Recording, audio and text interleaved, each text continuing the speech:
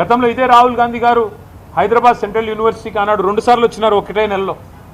రోహిత్ వేములా గారు చనిపోయినప్పుడు 2 సార్లు వచ్చినారు ఒకటే నెలలో.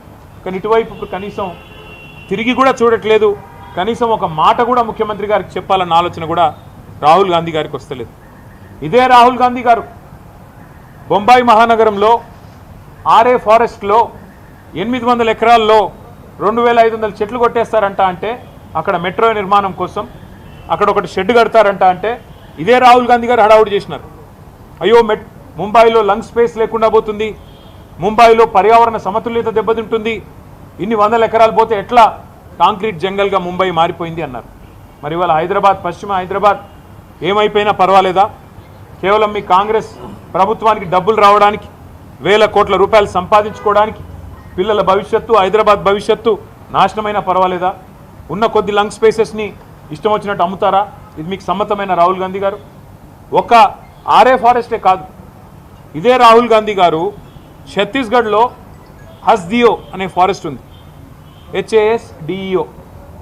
ఆ ఫారెస్ట్ని అక్కడున్న బీజేపీ ప్రభుత్వం అక్కడ మైనింగ్కి అవకాశం ఇస్తే ఇదే రాహుల్ గాంధీ గారు గొంతు చించుకున్నారు. పర్యావరణం దెబ్బతింటుంది, అర్జెంటుగా కాపాడాలా, దీన్ని రద్దు చేయాలని మాట్లాడినారు. మళ్ళీ ఇవాళ కాంగ్రెస్ పార్టీ గొంతు ఎందుకు పెగలట్లేదు? నేను ఈ పిల్లలందరికీ ఒక మాట ఇచ్చాను.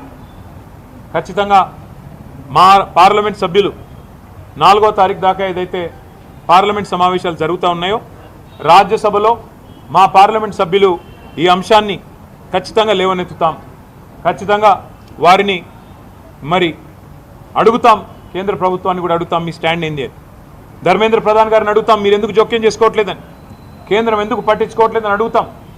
కానీ ఇవాళ వాస్తవం ఏంది అంటే రేవంత్ రెడ్డి గారు ఎలక్షన్ ముందే చెప్పారు, రియల్ ఎస్టేట్ అంటే రేవంత్ రెడ్డి, రేవంత్ రెడ్డి అంటే రియల్ ఎస్టేట్ అని.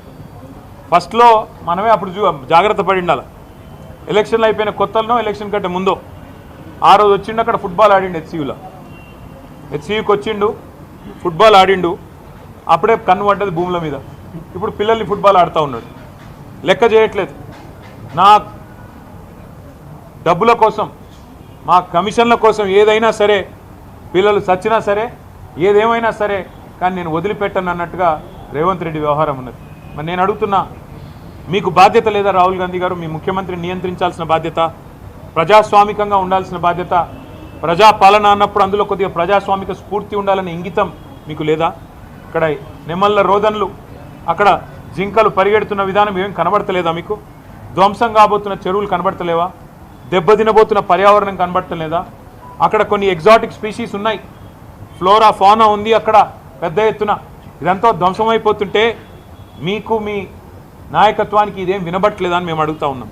తప్పకుండా ఆ పిల్లలు ఏ రకంగా పోరాటం చేసినా వారికి అండగా నిలబడతాం. మొన్న ముఖ్యమంత్రి గారు అన్నారు అసెంబ్లీలో, హెచ్సియూలో గుంట నక్కలు ఉన్నాయట. హెచ్సియూలో అందుకే మేము పోవడం లేదు, మేము అక్కడ అడిగేందుకు పెట్టలేదంటే ఇట్లా పనికిమాలిన మాటలు మాట్లాడతారు. ఆ పిల్లల ఉద్యమాన్ని, దాని పవిత్రతను దెబ్బతీసే ప్రయత్నం చేస్తాడు ఈ ముఖ్యమంత్రి. ఆయన చిల్లర వ్యాఖ్యలతో ఆ పిల్లలు కొట్లాడుతున్న దానికి అపవిత్రతను ఆపాదించి ఇదేదో రాజకీయ దురుద్దేశాలతో జరుగుతున్న పోరాటం అని చెప్పి ఆ పిల్లల ఉద్యమాన్ని కూడా మలినం చేసే మూర్ఖుడు ఈ ముఖ్యమంత్రి. అందుకే మేము కొద్దిగా దూరంగానే ఉన్నాం. మాకు కూడా ఫోన్లు వస్తూ ఉన్నాయి, అన్నా మీరు రండి, మీరు ట్విట్టర్లో పెడితే కాదు, మీరు కూడా రండి అంటున్నారు.